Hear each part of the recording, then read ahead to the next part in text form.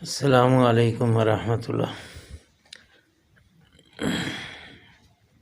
محترم سامعین، طلباء و طالبات خصوصی طور پر اس وظیفے کو توجہ سے سنیں، اور یہ جمعے والا دن جو ہوتا ہے اس میں ایک قبولیت کی گھڑی ہوتی ہے۔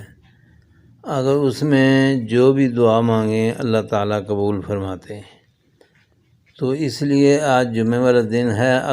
اکثر کی رائے یہ ہے کہ وہ عصر سے مغرب کے درمیان میں ہوتی ہے۔